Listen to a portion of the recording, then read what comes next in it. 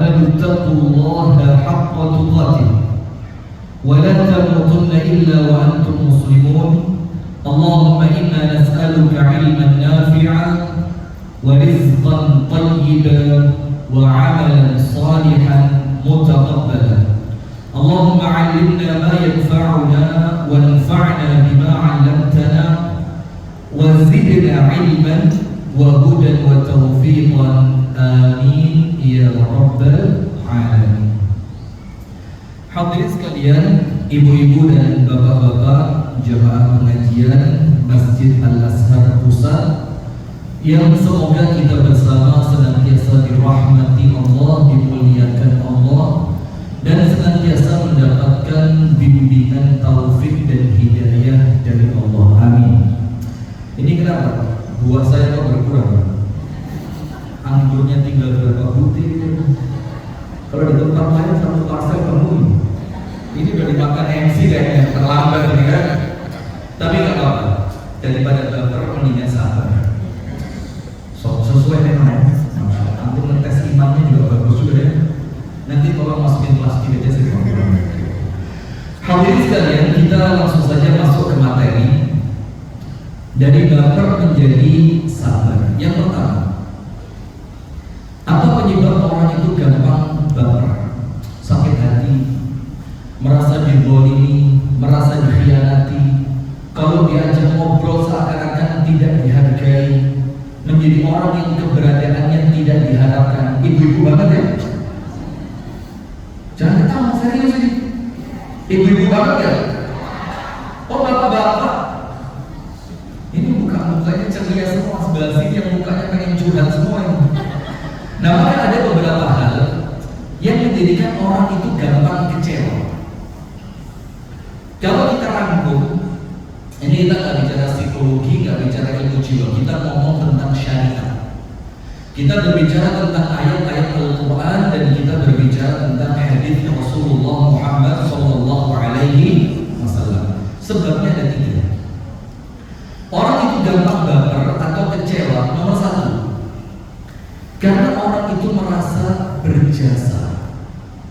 Dulu yang kenalin saya waktu nikah kok saya nggak diundang. Karena merasa apa? Berjasa.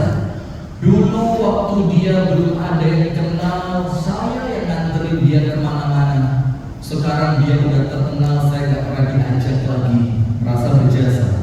Atau nggak inget dulu waktu zaman dia masih miskin. Waktu dia mau kuliah, pinjam duitnya ke siapa? Pinjam duitnya ke saya, ke orang tua saya. Kenapa sekarang jadi dokter, dia lupa sama saya? Nah, maka poin pertama, orang itu gampang baper gara-gara dia merasa berjasa. Dan ingat, merasa berjasa itu adalah bisikan dari setan. Orang itu menganggap dirinya hebat, menganggap dirinya mampu, menganggap dirinya segalanya, menganggap dirinya nomor 1. Atau kalau bahasa kerennya sekarang, NPD. Jadi narsisnya luar biasa. Harus orang lain terima kasih sama dia, orang lain harus memberikan yang terbaik untuknya, menomorsatukan dia dibanding yang lainnya. Nah, semua itu diawali dari apa? Perasaan merasa berjasa. Sekarang kita lihat ayatnya. Ketika Allah Subhanahu wa ta'ala memerintahkan kita melakukan apapun, maka Allah Ta'ala menjadikan kita ini tidak perlu merasa berjasa dengan satu kalimat yang namanya hauqalah. Antum tahu enggak zikir hauqalah? La haula wa la quwwata illa billah. Tidak ada daya, tidak ada upaya kecuali semua itu illa billah. Sehingga kita setiap melakukan apapun, kita meyakini kekuatan ini dari Allah, kemampuan ini dari Allah, kesuksesan ini datangnya dari Allah. Maka orang itu gak akan gampang baper. Nah, ini termasuk suami istri. Suami istri ini kalau merasa salah satu di antara keduanya berjasa dibandingkan yang lain, maka akan menganggap yang lainnya itu lebih rendah, sehingga dia tidak akan mau disakiti. Soalnya saya berjasa, saya mendatangkan semua ini. Nah, Akhirnya apa? Gampang baper. Maka ada satu zikir setelah sholat, insya Allah semuanya hafal ini. Allahumma la mani'a lima a'taita wa la mu'tiya lima mana'ta wa la yanfa'u dzal jaddi minka jaddu. Artinya begini, Allahumma ya Allah, la mani'a, tidak ada yang bisa menolak, lima a'taita, apa-apa yang Allah telah memberikannya. Jadi kalau ada orang yang mau menolak apa yang Allah beri, dia pasti kalah. Wala mu'tiya, dan tidak ada yang mampu memberi, lima mana'ta, atas apa-apa yang oleh Allah telah ditolak. Kemudian Allah tutup zikir ini dengan satu kalimat, wala yanfa'u dzal jaddi, dan tidaklah bermanfaat orang-orang yang punya kekuatan, minkal jaddu, karena semua kekuatan itu datangnya dari Allah. Nah, maka ini yang pertama. Ketika seseorang itu melakukan segalanya, kemudian dia meyakini apa yang mampu dia lakukan itu merupakan anugerah dari Allah, taufik dari Allah, maka dia tidak akan kecewa karena dia menganggap ya memang saya digerakkan oleh Allah. Memang ini bukan pengaruh saya, bukan kehebatan saya, tapi memang Allah Ta'ala yang menggerakkan saya. Sampai bahkan ketika perang, ini sudah sampai derajat perang ini. Bukan sekedar bantu pembangunan masjid, bantu yatim piatu, bantu pondok pesantren. Nah, ini sampai level apa? Perang. Allah mengingatkan apa? Wa ma ramaita id ramaita walakinnallaha rama. Dan kata Allah Ta'ala, bukankah engkau yang melempar? Bukan kamu, kata Allah. Jadi ketika melemparkan tombak atau mengayunkan pedang atau melepaskan anak panah, Allah mengatakan, wa ma ramaita id ramaita, bukan engkau yang melemparkan semua itu, bukan engkau yang mengayunkan pedangmu, bukan engkau yang melemparkan tombakmu, melepaskan anak panahmu, walakinnallaha rama, tapi yang menggerakkan semua itu adalah Allah Subhanahu wa Ta'ala. Sehingga ketika Anda meyakini semua bukan karena saya, maka Anda tidak akan kecewa. Maka lihat, salah satu yang menjadikan Fir'aun itu kecewanya luar biasa ketika ternyata kerajaannya itu harus hancur di tangan Nabi Musa. Itu salah satu yang menjadikan Fir'aun kecewanya berlipat ganda. Ini anak dipungut oleh istri saya, makan dari rezeki saya, tinggal di istana saya, diasuh oleh istri saya, besar dan tumbuh dengan semua yang saya upayakan, ternyata dia yang merusak kerajaan saya. Nah, itu juga yang menjadikan orang tua gampang banget. Saya yang melahirkan kamu. Anaknya bilang, siapa yang minta? Saya yang melahirkan kamu. Ketika kamu sakit, saya yang merawatmu. Ketika kamu sekolah, saya yang mengantarkanmu. Ketika kamu awal berangkat bekerja, saya yang membimbingmu. Sehingga kalimat saya ini itu akan menjadikan orang gampang baper. Maka dalam Al-Quran, kata saya itu hanya 3. Nomor 1 diucapkan oleh Allah Ta'ala, dan Allah pantas mengucapkan itu karena Allah adalah Rabbul Alamin, yang menggerakkan, mengatur seluruh alam semesta. Maka ketika kalimat saya itu keluarnya dari Allah, pantas. Itulah mengapa Allah itu punya sifat Al-Mutakabbir. Apa Al-Mutakabbir? Yang maha sombong. Allah kok sombong? Ya pantas. Karena memang Allah tidak punya aib. Memang semuanya berkat dan itu merupakan perbuatannya Allah. Sehingga ketika Allah yang sombong, pantas. Nah, kalimat saya tadi itu pasti mengarahkan pada kesombongan. Yang itu ketika munculnya dari manusia, maka itu tidak baik, akan menjadikan dia gampang baper. Saya yang kedua, siapa? Setan. Setan itu ketika Allah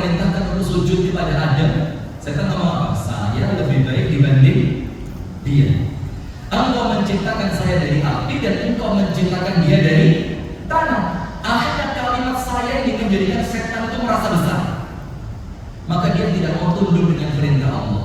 Dan yang ketiga, Fir'aun, ana rabbukumul a'la, akulah Tuhan kalian yang paling tinggi. Sehingga kalimat saya itu ketika munculnya dari selain Allah, itu akan menjadikan Anda gampang kecewa, Anda akan menjadi gampang baper. Kenapa? Karena Anda merasa berjasa, seakan-akan Anda melakukan semua itu murni karena kehebatan Anda, padahal Anda itu siapa? Kita ini tidak bisa sholat kalau bukan karena Allah yang menggerakkan. Kita tidak akan mampu bersedekah kalau bukan karena Allah yang menggerakkan. Kita tidak akan mampu menjadi orang baik, orang yang mampu menjaga diri, orang yang mampu taat kepada Allah, kecuali semua itu karena Allah Subhanahu wa ta'ala. Sampai tentang sabar saja Allah mengatakan apa? Wa ma sabruka illa billah. Dan kemampuanmu untuk bersabar itu tidak mungkin muncul kecuali karena Allah. Nah sekarang, perasaan berjasa itu obatnya apa? Biar kita gak gampang baper.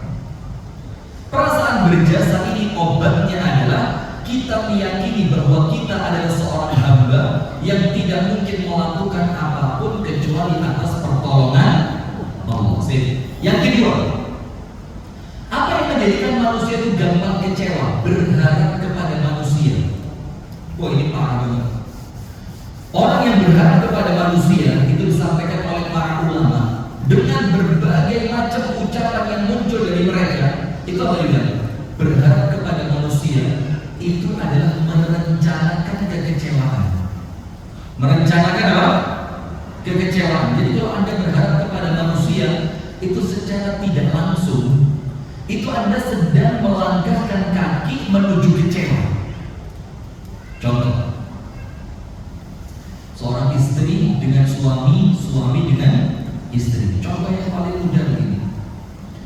Ketika seorang istri bangun lebih pagi, habis sholat subuh, dia langsung masuk ke dapur. Dia berharap nanti sebelum suami berangkat kerja bisa sarapan dari hasil masakan istri tercinta.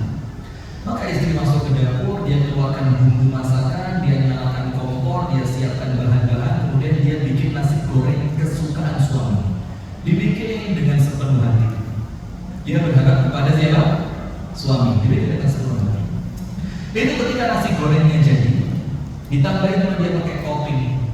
Ada bawang gorengnya, dikasih irisan timun, dikasih lagi irisan tomat, ditambahin hiasan telur. Kenapa harus mata sapi? Kenapa tidak dibilang telur mata kambing gitu? Dikasih hiasan telur mata sapi dan ditutup di sebelahnya dikasih teh hangat. Sudah, dengan harapan agar kemudian suami bisa merasakan hasil masakan istri dan kemudian suami akan mengucapkan, wah masakannya enak. Suami akan mengucapkan terima kasih istriku tercinta. Suami akan tambah rasa cintanya kepada istri. Ternyata subhanallah, ketika suami keluar dari kamar, istri sudah nunggu di meja makan. Itu tutup makanan tinggal dibuka. Jangankan sama suami dimakan, dilihat saja tidak. Karena suami buru-buru, dia mau rapat segala macam, dia mau keluar kota, dia mau gini, dia mau begitu. Akhirnya oleh suami ingin masakan yang istri masak dengan sepenuh hati tidak dicicipi atau tidak dimakan. Kira-kira saya mau tanya, istri kecewa nggak? Kecewa? Enggak? Kecewa? Kenapa Anda kecewa? Gara-gara Anda berharap kepada suami. Sehingga ketika suami tidak memberikan apa yang Anda harapkan, Anda akan kecewa. Anda berharap suami makan. Kalaupun suami makan, ternyata suami gak ngomong terima kasih, kecewa lagi. Kenapa udah dimakan gak ada ucapan terima kasih? Akhirnya kekecewaan itu akan muncul karena Anda berharap kepada manusia. Coba Anda berharapnya kepada Allah. Ya Allah, saya masak ini ya Allah untuk mencari ridho-Mu, melalui membuatkan masakan untuk suami. Akhirnya ketika niatannya karena Allah, dia masak. Udah dengan sepenuh cinta, masakannya enak, segala macam lengkap, sampai terakhir suami gak jadi makan. Insya Allah Anda gak akan kecewa. Karena Anda melakukan ini bukan karena suami, tapi karena Allah. Bahkan ketika suami tidak kesenangan. Kesenangan yang pertama pahalanya gak akan hilang karena Allah pasti mencatat itu. Kesenangan yang kedua, nasi gorengnya menjadi jatah Anda. Alhamdulillah, suami gak jadi makan ya. Kalau perlu tiap hari kayak gini ya. Makanya Masya Allah istri itu Pak, anak-anak makan gak habis yang habisin siapa? Ibu. Suami makan gak habis yang habisin siapa? Istri. Ada makanan di meja makan yang kalau dibiarin sampai besok bakal rusak, sesi satu bersihnya siapa? Maka istri Masya Allah badannya bagaimana? Luar biasa, sehat walafiat. Nah, maka ketika berharapnya kepada suami dengan apapun kebaikan yang kita lakukan, katakan secara umum berharapnya kepada manusia, yang muncul hanya kecewa. Karena apa? Ketika apa yang Anda harapkan darinya tidak terwujud, maka pasti Anda akan kecewa. Sementara ayatnya mengatakan apa? Insya Allah semuanya apa ayatnya? Innama nut'imukum liwajhillah. Kami memberikan kebaikan ini, makanan ini kepada kalian liwajhillah. Semuanya kami lakukan untuk mencari ridhonya Allah. La nuridu minkum. Kami tidak menginginkan dari kalian jazaan, balasan kebaikan, wala syukura, dan kami pun tidak mengharapkan ucapan terima kasih dari kalian. Nah, ketika syiarnya seperti ini, innama nut'imukum liwajhillah, kami melakukan ini karena Allah. Kami tidak mengharapkan balasan kebaikan dari kalian, kami tidak mengharapkan ucapan terima kasih. Maka apapun yang terjadi, selama kebaikan itu telah terwujud, Anda tidak akan kecewa. Karena Allah itu tidak akan pernah mengecewakan orang yang berbuat kebaikan. فَمَنْ يَعْمَلْ مِثْقَالَ ذَرَّةٍ خَيْرًا يَرَهُ وَمَنْ يَعْمَلْ مِثْقَالَ ذَرَّةٍ شَرًّا يَرَهُ. Kebaikan sekecil apapun pasti ada balasannya, dan keburukan sekecil apapun pasti ada balasannya. Nah, maka yang menjadikan orang itu gampang baper, kemudian kecewa, merasa terzalimi, akhirnya bunuh diri. Jauh banget ya. Akhirnya dia merasa terbuang, tidak dihargai. Karena apa? Yang diharapkan olehnya adalah penilaian manusia. Nah, kemudian yang ketiga, apa yang menjadikan manusia itu baper, kemudian kecewa, akhirnya menyesal, akhirnya merasa mendingan saya jahat aja lah, baik gak ada artinya. Yang ketiga, karena pandangan untuknya hidup itu hanya dunia, dia gak mikir akhirat. Padahal tidak semua kebaikan itu oleh Allah diberikan di dunia. Justru kebaikan yang hakiki itu Allah akan berikan kelak di mana? Di syurga, di akhirat. Contoh, Anda buka dalam surah Ali Imran ketika Allah Ta'ala berfirman, kullu nafsin dha'iqatul maut. Sampai situ aman. Semua yang hidup ini pasti merasakan mati. Maka jangan mati yang ditakuti. Anda takut ataupun tidak, namanya mati tetap mati. Maka orang Arab itu mengatakan ta'addadatil asbab wal mautu wahid. Sebab kematian itu macam-macam, tapi yang namanya mati satu itu mati. Nah, maka kalau yang Anda takutkan adalah kematian, Anda keliru. Tapi yang kita khawatirkan bukan kematiannya, bagaimana nasib saya untuk hidup setelah mati. Itu yang menjadikan kita risau. Karena kalau mati itu sunnatullah, siap ataupun tidak, selama ajalnya datang pasti mati. Maka Allah berfirman, kullu nafsin dha'iqatul maut. Kemudian berikutnya, wa innama itu dalam bahasa Arab artinya apa? Adatu hasrin, menunjukkan kalimat hanya.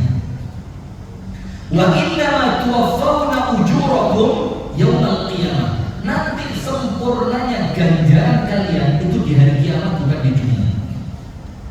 Artinya di hari kiamat itu apa? Maka Ibnu Qayyim itu mengatakan anak tangga pertama akhirat itu kematian. Maka di alam kubur itu ada orang mendapatkan nikmat kubur dan ada yang mendapatkan azab kubur. Ketika orangnya baik dapat nikmat kubur, salah satu penyebab nikmat kubur itu apa? Al-Quran. Maka Rasulullah mengatakan Al-Quran itu akan datang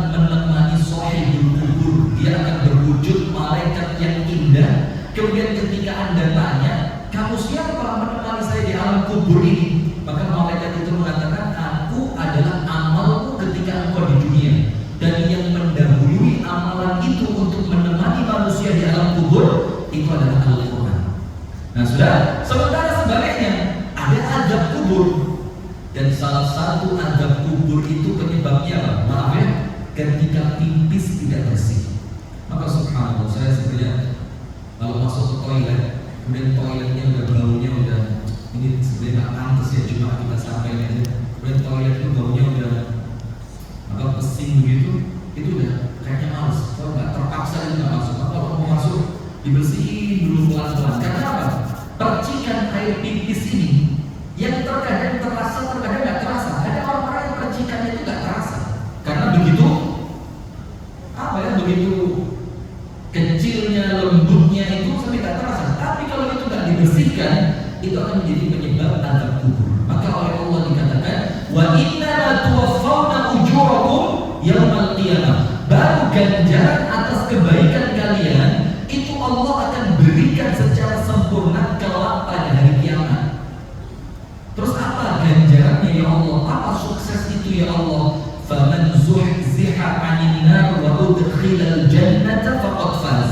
Maka orang-orang yang oleh Allah dijauhkan dari neraka, insyaallah kita termasuk semuanya, amin ya rabbal alamin. Wa udkhilal jannata, kemudian orang itu dimasukkan ke dalam surga. Apa kata Allah Ta'ala? Faqad faz. Maka itulah orang dengan keberuntungan yang sesungguhnya. Wa mal hayatud dunya illa mata'ul ghurur. Kalau pencapaian dunia ini itu cuma kesenangan yang melalaikan saja. Nah, sehingga dalam surah Ali Imran ini dikatakan oleh Allah, orang itu akan kecewa kalau pandangan dia cuma dunia.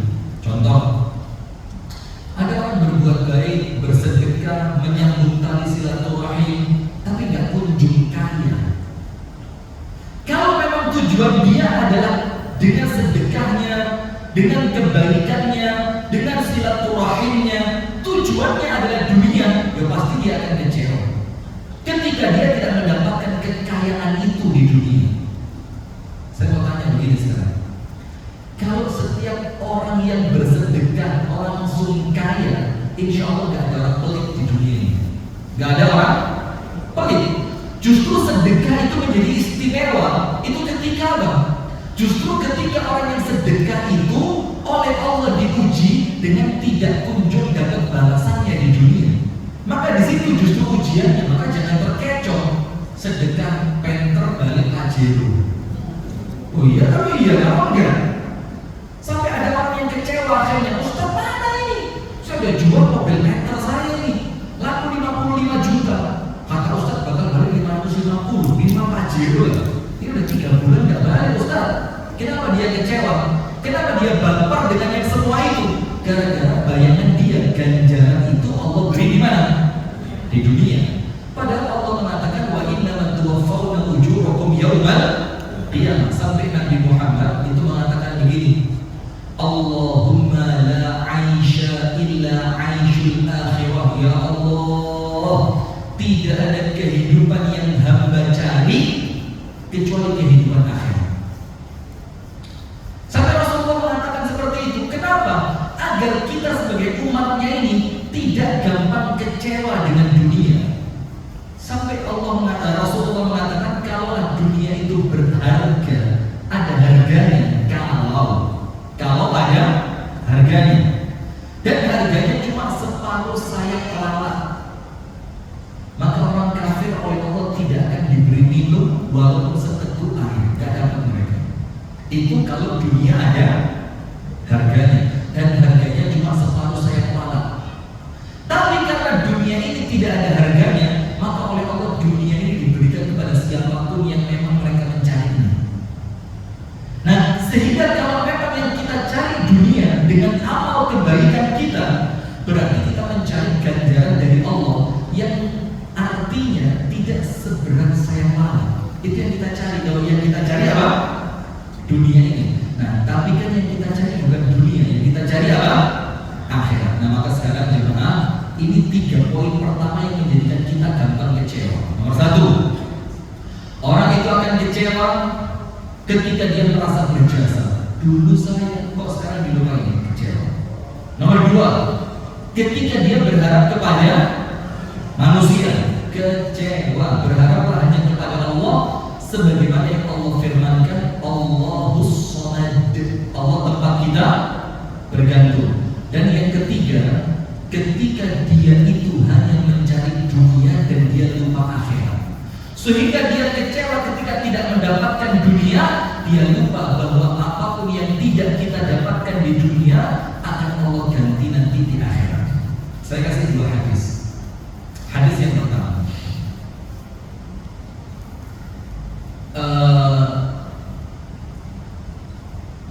ketika seorang manusia itu meniatkan hidupnya untuk akhirat. Tapi hati-hati, orang niat akhirat itu harus kuat sabar. Nanti kita sampaikan tentang sabar. Begini, Rasulullah bersabda, "Man kanatid dunya hammahu." Orang yang menjadikan dunia itu sebagai risau terbesarnya. Jadi pikirannya dia cuma apa? Dunia, untung dunia, senang dunia, bahagia dunia. Semua yang dia pikirkan hanyalah dunia. Maka Allah akan menghukum dia dengan 3 hukuman. Jadi bangun tidur mikir dunia, mau tidur kepikiran dunia, keluar rumah yang ini, semua intinya yang dia pikirkan cuma dunia dan dunia. Allah akan menghukum dia dengan berapa? 3 perkara. Nomor 1, farraqallahu alaihi syamlahu. Allah jadikan semua urusannya ruwet, gak ada beresnya. Ngurus ini gak beres, nyoba ini gak sukses, pindah ke sini tidak mudah. Itu hukuman ketika seorang manusia orientasi kehidupannya adalah dunia. Pasti menjadi sunnatullah, urusannya oleh Allah akan dijadikan ribet, gak gampang selesai, tidak dimudahkan oleh Allah. Nomor 1. Nomor 2, wa ja'ala faqrahu baina 'ainaihi. Allah akan menjadikan matanya dipenuhi dengan kemiskinan. Nanti perhatikan baik-baik bedanya antara miskin dan kaya, di mana letaknya. Sekarang perhatikan dulu. Ketika Allah Ta'ala melalui Rasulullah mengatakan tentang miskin, itu Allah menggambarkan tentang apa? Mata. Allah letakkan kemiskinan di antara kedua matanya. Jadi apapun yang dia miliki tetap gak puas, tetap merasa miskin, tidak pernah merasa kaya. Itu kalau orientasinya apa? Dunia. Allah jadikan kemiskinan di antara kedua matanya. Yang ketiga, walam ya'tihi minad dunya illa ma qaddara lahu. Dia tidak akan mendapatkan dunia kecuali apa yang telah Allah takdirkan. Maka Al-Imam Al-Ghazali mengatakan, keseriusan Anda dalam mencari dunia tidak akan menambah rezeki, dan kemalasan Anda untuk mengejar dunia itu pun tidak akan mengurangi rezeki. Tapi jangan salah konsep. Bukan berarti kemudian oh ya udah kalau gitu santai aja, tidak. Tapi apa? Orang yang rezekinya banyak, sunnatullahnya pasti banyak bergerak. Itu sunnatullah, nggak mungkin dirusak, nggak mungkin ini. Nah, tapi kemudian Imam Ghazali itu ingin menunjukkan kepada kita, jangan rakus, waktunya sholat, waktunya istirahat, waktunya pulang ke rumah bersama anak dan istri, pulang ke rumah bersama anak dan istri. Karena apa? Anda mau lembur sekian jam, Anda mau tambah waktu kerja Sabtu Ahad, tetap kerja, tetap rezekinya tidak akan bertambah. Begitu pun ketika Anda waktunya sama keluarga, Pak ini ada jam lembur, bilang oh gak bisa, maaf ya, ini waktu saya bersama istri dan anak-anak. Gak akan mengurangi rezeki, tidak akan mengurangi rezeki. Nah, maka dengan itu Allah menghukum orang yang menjadikan dunia sebagai orientasinya. Ini hadisnya sahih dengan 3 hukuman. Nomor 1, tidak pernah puas dan senantiasa merasa miskin. Nomor 2, urusannya gak beres-beres. Dan nomor 3, dunia tidak akan datang kepadanya kecuali apa yang telah Allah tetapkan. Itu kalau orientasinya apa? Dunia. Sekarang sebaliknya, wa man kanatil akhiratu hammahu menjadikan akhirat itu adalah cita-cita terbesarnya. Jadi bangun tidur terpikiran akhirat, melakukan ini ingat akhirat, meninggalkan ini ingat akhirat. Dia mau melakukan apapun yang diingat adalah akhirat. Mau tidur kepikiran akhirat, terus akhirat itu menjadi risau terbesarnya. Allah akan berikan untuknya 3 hal hadiah buat dia. Nomor 1, jama'allahu alaihi syamlahu. Urusannya oleh Allah dibikin sukses dan mudah. Maka ketika orientasi hidup kita itu akhirat, kita ini ngurus apapun, tapi ingat, ketika urusan itu orientasinya akhirat, Allah pasti turun tangan dan pasti oleh Allah dibikin mudah dan sukses.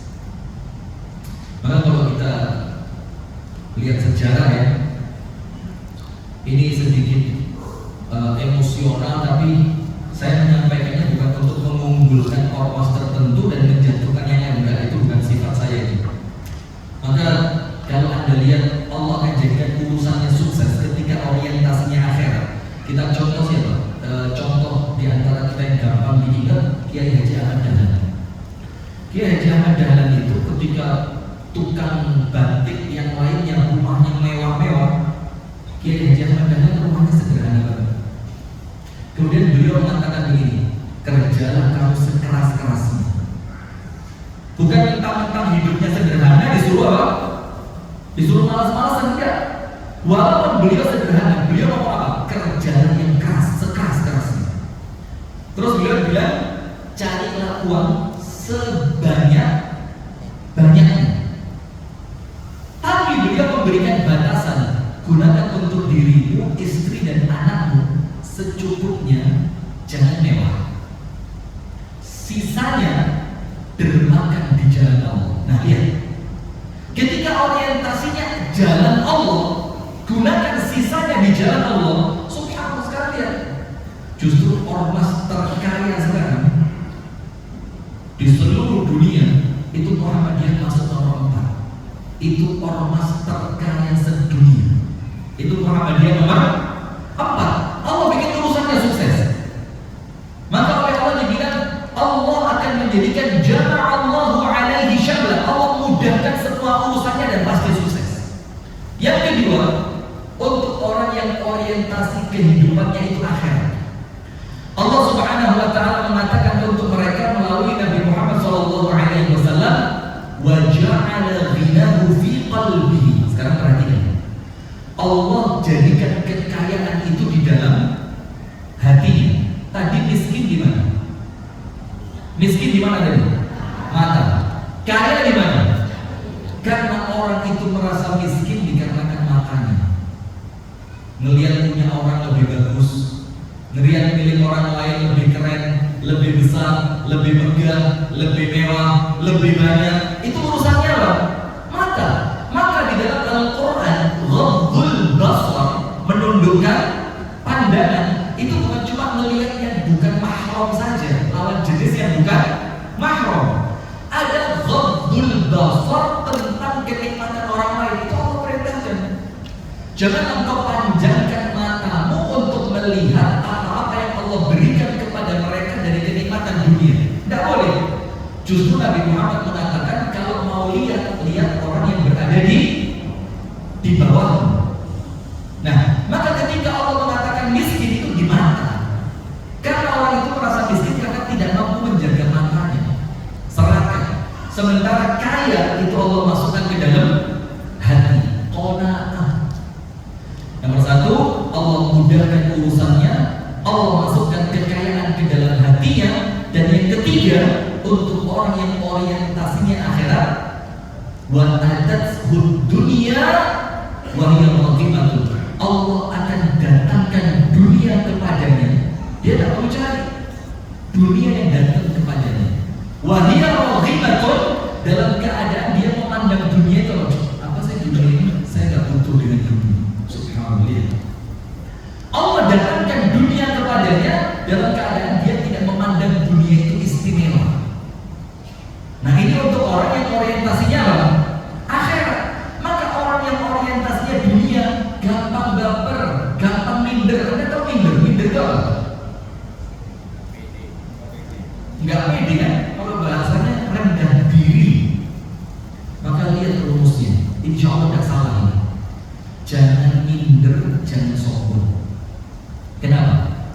Minder, oh pakaian saya nggak bagus, minder nih ikut pengajian di sini.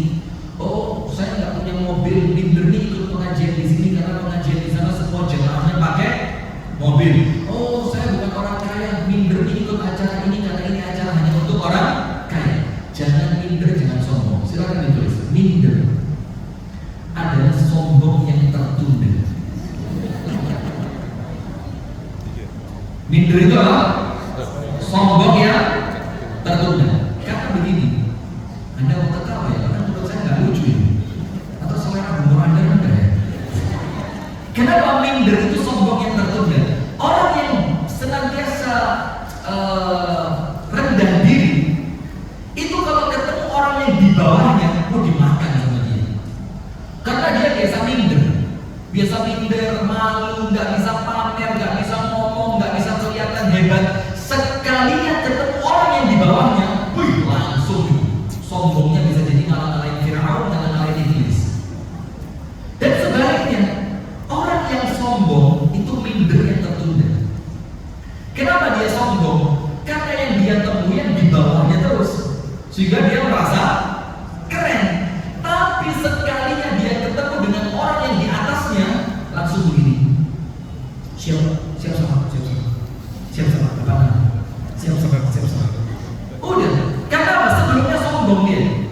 Karena tidak pernah ketemu orang yang lebih hebat. Sekali ketemu orang yang hebat, langsung hilang itu kesombongannya, pindah jadi minder. Nah, itu yang pertama. Sekarang yang kedua, saya kasih hadis yang kedua. Anda nggak usah terlalu kecewa dengan dunia ini. Apapun yang tidak Anda dapatkan di dunia, pasti Allah ganti di akhirat. Contoh, orang yang Allah uji dengan Allah menjadikan kedua matanya buta. A'azanallahu wa iyyakum. Minta diuji nggak boleh, haram. Maka hati-hati. Omongan ini bisa menjadi bahaya ketika oleh Allah omongan itu dianggap doa dan diijabah. Contoh, tahu Nabi Yusuf? Nabi Yusuf digoda oleh